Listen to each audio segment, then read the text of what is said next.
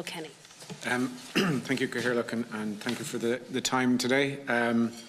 So I guess what I'm going to start, I have a piece prepared, and I think I suppose it should cover broadly what the bill covers. I think the energy transition isn't just one technology, and I think it's part of a myriad of things that's going to happen, and in terms of government policy or so on. I think it's going to have to happen to every house, every journey, every building. Every citizen is going to have to go on this journey.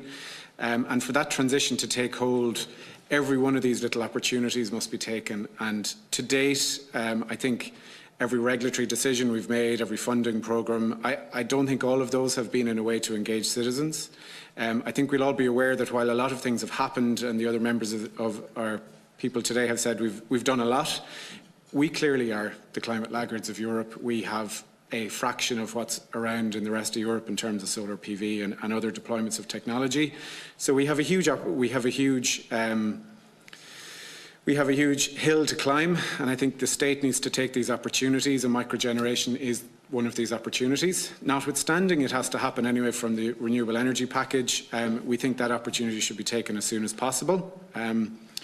You'll be told by various parties as part of the deliberation on this bill that solar energy is not sufficient for Ireland. We don't get a lot of sun, and we need a lot of energy in winter.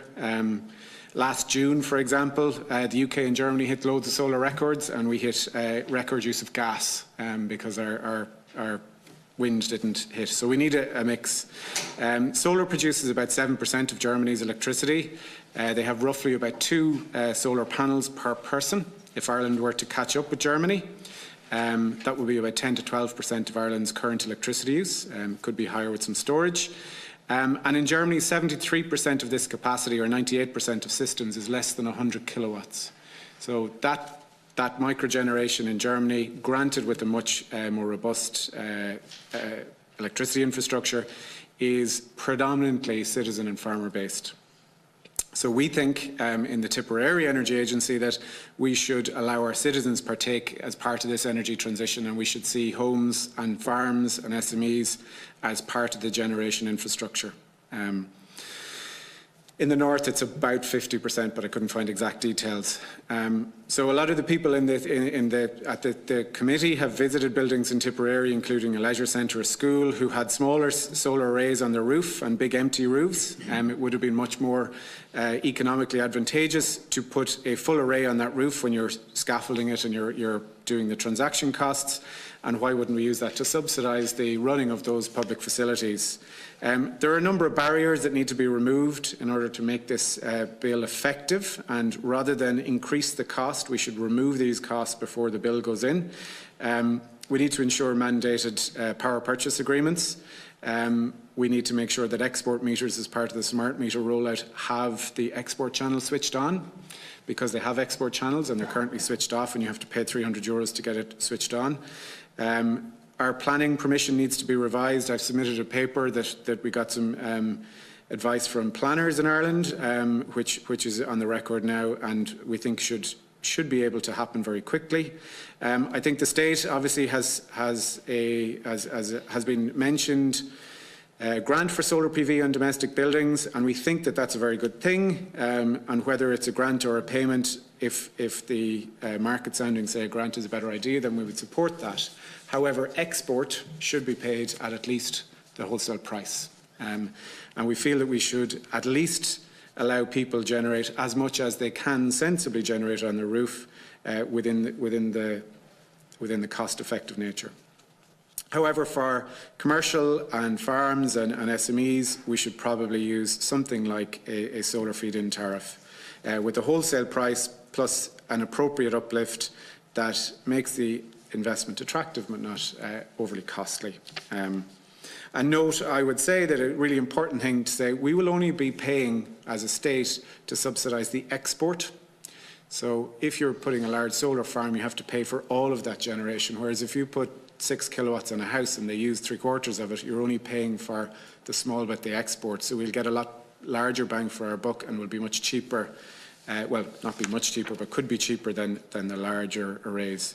The reasons for the committee will be given for not supporting solar energy in this way. We'll always start by the challenge of spending money on the grid and the cost of upgrade of the grid. However, if we look at what's going to have to happen to move from about 18% of our energy through electricity to somewhere in the region of 40 to 50%, depending on which model one uses with the electrification of heat and transport, the grid is going to have to transform. It needs to be digitised.